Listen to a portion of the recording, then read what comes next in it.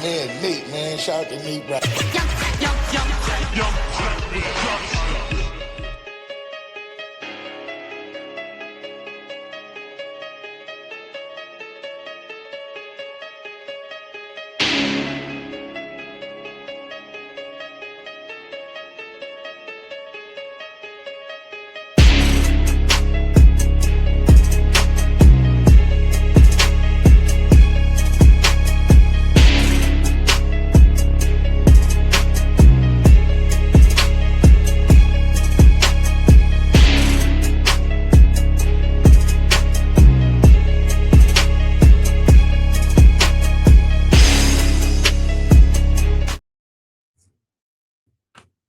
What up, what up, what up, ladies and gents, boys and girls? You are now tuned in to a brand new video of Sportsway with Dray podcast. I'm your host with the most, the Hood's ESPN, Crystal Street's very own, Dray. What's up, what's up, what's up? Once again, thank y'all for y'all continued support of the podcast. Keep it going, keep it growing, keep it flowing. If you haven't already, subscribe to the channel. It's right there on the bottom of the screen. Also, hit that notification bell so that way once a video is uploaded, you will get a notification letting you know I dropped a new video. Like the video, share the video, leave a comment, tell a friend, all that good stuff. Ooh, man, oh man. This video here is going to be a difficult one. It's going to be a difficult one. I'm not going to sugarcoat. It's going to be difficult, but it needs to be done. It needs to be done. And I just want I just want to say this out loud right now. If you are a sensitive Angel Reese fan, this video ain't for you. It's not for you. It's not. See, we live in a society now, especially when it comes to the WNBA, where it's unfortunate where you can't critique someone without being called a hater, a racist, coon, sellout. Now, yeah, there's some people out there that say dumb shit. We get that. And we don't rock with that side over there. But over here in this WNBA space, we like to deal with people that actually know what they're talking about. Like they're not spitting venomous shit. They're speaking just about the game of basketball. But unfortunately, sometimes when you do that, those 4 words I just mentioned get coincide with you when you critique. And unfortunately, this all happened since 2024. Because I've been following it 2024. Because I've been watching the WNBA for years. For years. And never have I ever had to deal with certain things when you critique a player. But since 2024, there are 2 players in particular that you cannot critique. And that would be Caitlin Clark and Angel Reese. Okay? Well, for this one right here, again, if you are a sensitive Angel Reese fan, don't even watch. Don't waste your time. Do not waste your time at all. Because I'm going to be objective. And the reason why I could be objective is because I am a fan of hers. Big fan of hers. And from what has been happening these past recent games, primarily on Sunday, it needs to be talked about and it needs to be addressed. ASAP. It has to be addressed. So let's get straight to it. Obviously, we all are still how can I say it? For us Angel Reese fans, we're still ticked off. We're still disappointed in the performance from not just Angel, the Atlanta Dream, on Sunday. Now, me, Liberty fan, listen, I'll be the first to admit I was rooting for Atlanta that game. Yes, I was rooting for Atlanta that game. It is what it is. Obviously, the most talked about thing in that game is the layups that the Atlanta Dream missed, primarily Angel Reese. Obviously, we all know the missed layup on the break where nobody was near her and she just missed. When I saw that, I lost my mind because I'm like, yo, what's going on here? What are we doing here? We know that has been an ongoing issue with her since she's been in the league. And we understand that. Now, there have been games where she has improved. But these last three of the last 4 games, these missed layups have been very, very alarming. Take away the game against the Toronto Tempo. Take away that game where she had 20 points. Take away that. But against the Fever, against the Sun, which was a blowout, but she still played horrible on offense. Why? Missed layups. And then, don't get me started with that 7 points against the Washington Mystics. Like, she couldn't do anything in that game aside from missed layups, getting blocked by Shakira Austin. Hell, I think Sonia Citron got a block on her as well. Like, the last 3 out of 4 games have been embarrassing. Against Indiana, 5 for 16. Against the Sun, 3 for 13. Against the Mystics, 1 for 12. And the majority of her attempts was right there in that paint. The majority of them was right there in that paint. So, yeah, these missed layups at this point has become very, very alarming. Very alarming. So, the reason why I had to speak on this is because, listen, y'all know how I give it up. When Caitlin Clark has struggled, I was right here in my bag, roasting. And then on top of that, primarily to piss off her worshipers, because again, what I love to fuck with them. I love to poke fun at them because what I'm saying is the truth. I got to keep that same energy over here. I can't sit back and not say anything about Angel's performances. I can't do it. I can't. Now, again, as a fan of hers, again, I would like to consider myself one of those unks of hers. But what I'm doing, this is coming from a place of love. This is not hate. So if you think this is hate, then something is wrong with you.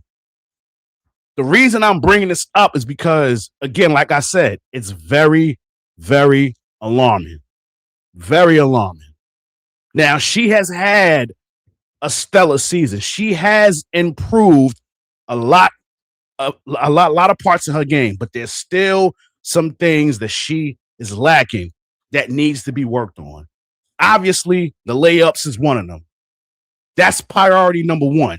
That has got to get worked on. Because if you look at her contemporaries, and I'm talking about like forwards and centers, a lot of their field goal percentages are way higher than Angel Reese, way higher. Latasha Howard, 59%. Aaliyah Boston, 53%. Stewie, I think, is about 45, 46%. Kiki is at a solid 50. Big Red, a.k.a. Shakira Austin, is at 48. And then Jessica Shepard, I believe, is close to 60%. Asia is the standard, so I'm not even going to mention her. But see, here's the thing. All of those players I mentioned, layups and jumpers. The thing with Angel is the majority of her attempts is right there in that paint. Right there in that paint. And she's 42% from the field. It's not good, especially when the majority of your points is in the paint. And yes, before y'all jump down my throat Hey, Dray, everybody misses layups. Yes, you're absolutely right. Everybody misses layups. Everybody. But there's one player who's missing them at an alarming rate. And unfortunately, it's Angel.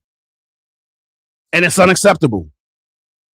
Now, I was at work and I was really trying to process this. Like I was really, really, really trying to process this. Her footwork needs to be worked on as well.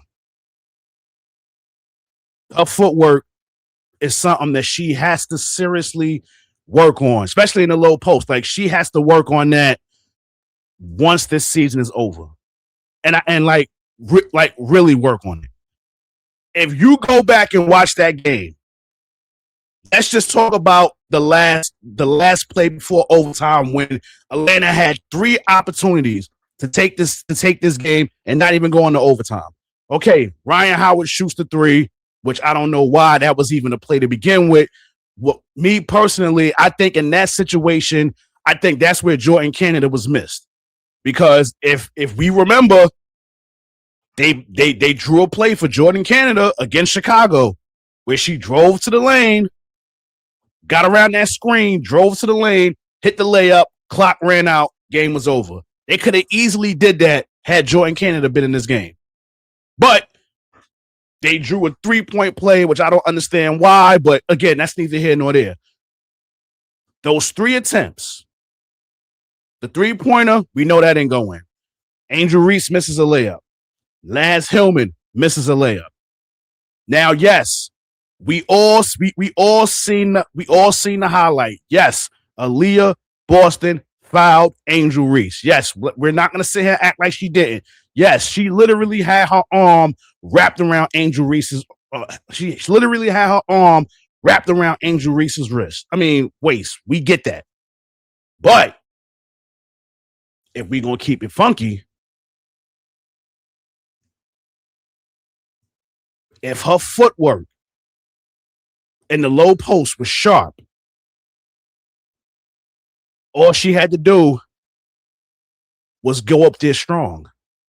And for what it is, when it comes to Angel Reese, I don't know what I honestly don't like. She don't get up in the air high enough for me when it comes to these layups. She don't. So now that had me thinking, what's the reason for why she's not getting up high for the layup? It's like she just throws it up. And that had me thinking. Now, you got to be a real Angel Reese fan to know this. You can't be a casual fan to know this. You got to be a real Angel Reese fan to know this. Angel Reese sustained an injury way back in the day where she has a rod on her shin, which is the reason on why she wears that compression sleeve on her leg to hide the scar. Now, this is just me thinking from afar. Does that have something to do with her not getting up in the air that high? Could it be a mental thing with her where she's worried about possibly getting up in the air and then possibly re-injuring herself? I don't know. That's something to think about. So for me, could it be a mental thing with her? And then again, the missed layups, could that be a mental thing? Like, could it be like, yo, I'm getting this ball in the paint. I know I'm missing them a lot. And then her psyche starts messing with her once she releases the ball. I don't know. But at the same token, it still is alarming. And we can't sit back and not say anything about it. We can't. 2 things could be certain. Yes, she is an exceptional player. We know that already. She's probably the best rebounder in the history of the W in her 3rd year. That's beautiful. That's amazing. But that's not what we only want her for. We don't want her to just be the best rebounder in the history of the W. We want her to be one of the best players, Period. Like when people talk about Angel Reese, they say, oh, she a great rebounder. That's not what I want from her. That's not what I want from her. I want people to say that she is the full package. Like me personally, and this is just me. Like me personally, I had high hopes for her in her first year. And especially when we found out after her rookie year that Lisa Leslie was going to be working with her, I'm like, yo, like, we could fuck around and get an Asia 2.0. We could. Like, if she could work on her footwork, especially in the low post, and then somehow develop a mid-range. If she can develop a mid-range, because listen, we've seen the videos of her in the gym working on that jumper. And they go in. But for some reason, in these games, they go in here and there, but it's not consistent. If she can get a mid-range, we looking at another Asia. Yes, they're both lefties. Yes, they both wear compression sleeves. So, you know, I love that because I'm lefty gang too. So I'm definitely riding with them.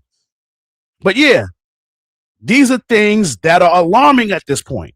Yes, she has a motor like no other.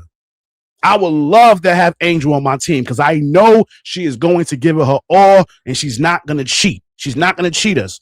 She's going to give it her all from beginning to end. But at the end of the day, there's parts of her game that needs improvement. And it's alarming at this point. Now, yes, we could sit here.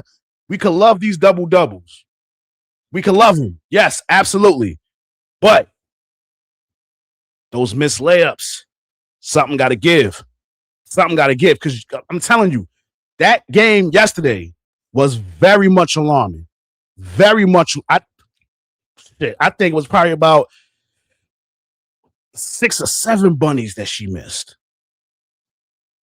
That's nasty work. Nasty, nasty work. The defense, I'm not concerned with that. Because we already know what she do on defense. She is going to make a defensive team. Now, depending on who you ask, some might have her on first, some may have her on second. I have her on my first defensive team. So defense, I'm not even worried about that. The offense part is what I'm concerned with. So for me, when this season is over, like once it's over, and trust me, I'm not rushing for this season to be over, but once it's over, she got to get in that gym. She got to get in that gym. Take a vacation, a much-deserved vacation with your boo, and as soon as you get back home, you got to get in that gym. You got to get in that gym. Because, again, this is just me.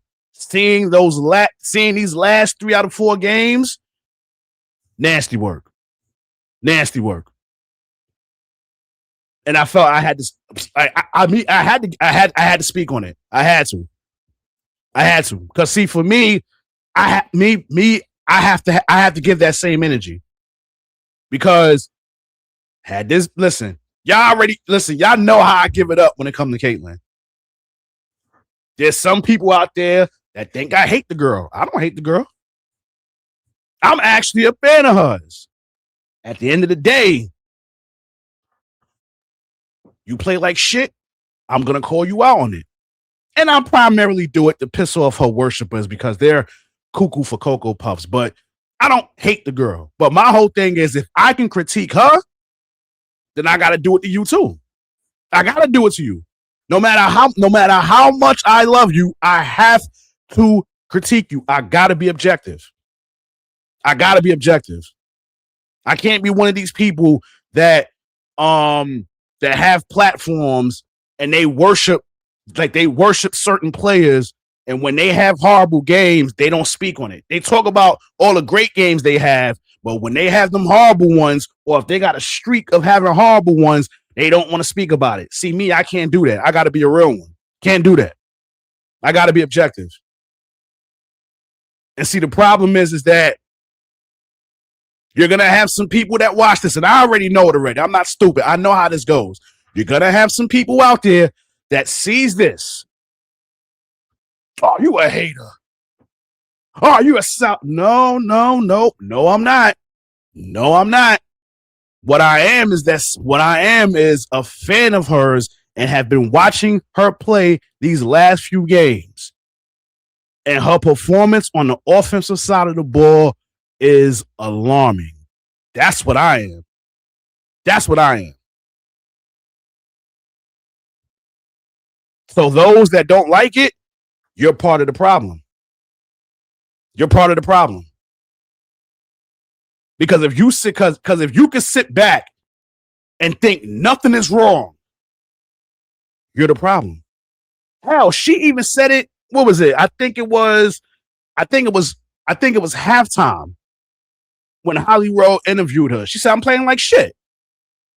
On live television, she said she's playing like shit. See, even she knew she was. So if she knows, so in that moment, if she knows she's playing like that, then why would people get upset when we just stating the obvious and she even confirmed it?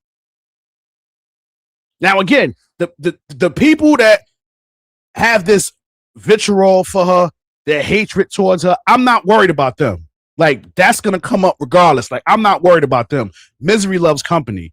This is for the people that actually watch the WNBA and don't watch box scores. I'm talking about the one that actually sit down and watch these games and have a passion for it and that are real fans of hers. This is why I'm doing this, because it's very alarming. She has room to get, like, she has room to get better. We know that. We know that. It could be a mental thing. I don't know. But at the same token, these past 3 out of 4 games have been very alarming. Very alarming. And I felt the need to have to speak on it. So for me, whoever don't like it, me, in my opinion, you part of the problem. No matter how much I love Angel Reese, yes, I view her as a niece. Yes, absolutely. Because the hatred that she gets is totally unnecessary. Totally unnecessary. But that's not what this is about. That's going to come around regardless. You're going to have those jackasses that do this. This is coming from a place this is coming from someone who is a big fan of yours and want to see you play to your max. Like, I literally, like, again, like I said earlier, if she really commits, we're looking at an Asia 2.0. Now, maybe that's putting her high on that pedestal, but she got the potential to do it. She got the potential to do it. That's the expectations that I want from her. I don't want her to just be, just somebody that's a great rebounder. That's not what I want from her. No, that's not what I want for her. No, absolutely not. No. Again, she is a fantastic player. She's not going to cheat the game. She's going to give it her all. Absolutely. But again, those 2 things she got to work on: the missed layups and that low post footwork. Her footwork in the low post. And mid-range. Definitely mid-range. So listen, I said what I needed to say. Y'all hit me in the comments and y'all tell me what y'all think. Because listen, I already know how this is going to play out. It's going to be some people that agree. There's going to be some people that don't agree. And me personally, I can care less about that. Opinions is like assholes. Everybody has one, right? But we have to we have to be able to be in a space where you can critique somebody and don't be called a racist, a hater, a sellout. And unfortunately, in the past 3 years, if you critique 2 players in particular, those 4 words are going to coincide with you. And that's not right. Because again, we're basketball fans. We're just talking basketball. That's all we're doing. We're talking basketball. Nobody's taking it personal. We're just talking basketball. And just because we don't go along with the get along, you're either a sellout, you're either a coon, you're either a racist, you're either a hater. No. I'm not buying that. Yes, they're going to be jackasses that get personal. You're going to have those miserable assholes. Yes. But those aren't the people I'm worried about. I'm actually in tune with the ones that actually watch the games. Those are the ones that I'm concerned with. I'm not concerned about those idiots. I'm not concerned about those assholes. But yeah, y'all hit me in the comments and y'all tell me what y'all think. Again, thank y'all for y'all continued support of the podcast. Keep it going, keep it growing, keep it flowing. If you haven't already, it's right there on the bottom of the screen. Subscribe to the channel. Also hit that notification bell so that way, once a video is uploaded, you will get a notification letting you know I dropped a new video. Like the video, share the video, leave a comment, tell a friend, all that good stuff. In closing, y'all know how this goes. This has been another video of Sports with Dray podcast. Catch y'all on the flip side. God bless. Peace and love. Your boy is out of here.